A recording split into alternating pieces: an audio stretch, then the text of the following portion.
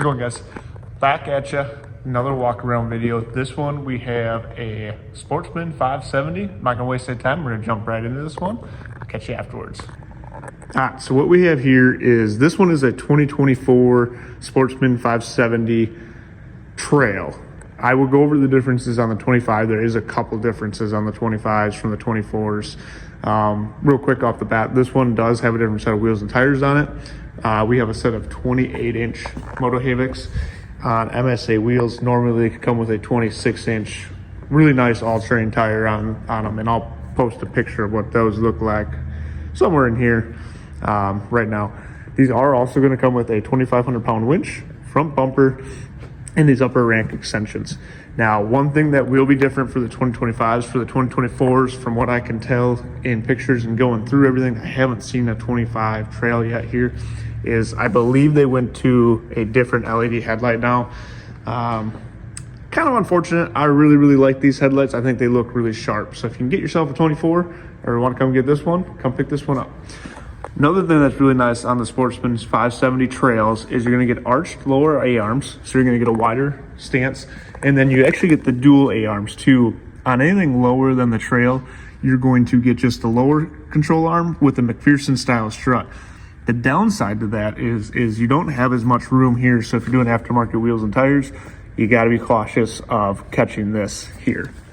One thing I've always really liked on the Polaris's is this right here. If you get mud in your radiator, pop that out. It's super easy to wash out compared to trying to spray through a plastic tight knit grill. This is way easier and quick and simple.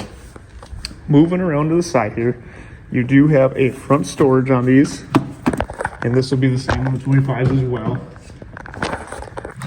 So not a whole lot of room, but enough to throw gloves, water bottles, stuff like that. Batteries up top, super easy to get at. If battery dies, something like that, it's easy to get at, to jump it, anything like that.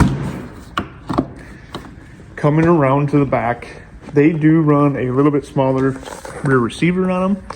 The one thing that's going to be different for 2025 is they have a rear storage that's going to be a 6-gallon storage that's on the top side here that'll flip open, kind of like the front one. That's going to be a nice add-on. I'm glad they did that. Sat there quick. Normal player shifter, straight forward, straight back, so you got high all the way to the front, park in the back, and then the rest all the way through. You got 2-wheel drive, 4-wheel drive, 4-wheel drive hill descent. So what that's going to do is give you the engine braking and make sure you're in all-wheel drive, so the back end's not locking up and causing you to slide. Coming over to this side, we got our off, lows, highs for our headlights. You got run, off on both sides. This is for your reverse override. So if you're backing up and you hear your 4-wheeler cutting off, it's because you're hitting the limiter in reverse. Hold this down, hit reverse, got more power. Started there, sorry. Winch controls right here. I've always really liked this. Super easy to get at. The other thing I really like on a Sportsman 570 is the seat width here. They're very ergonomically comfortable to ride. The handlebar position's always been very nice. You have your 12-volt plug in there, and then you have your battery tender port here. So if you know your four-wheeler set is going to be sitting for a while, just plug it into a battery tender right there, and it'll keep your battery charged. Controls here. So you're going to have this display here. Sorry, this one's here, or your mode button is going to control your top one, which is going to go through miles per hour and RPM. This one will go through the other one, which will be RPM, miles per hour, odometer, trip one. If you want to reset the trip, hold it down, and you're reset. Battery voltage, engine hours, service, time, and then your temp.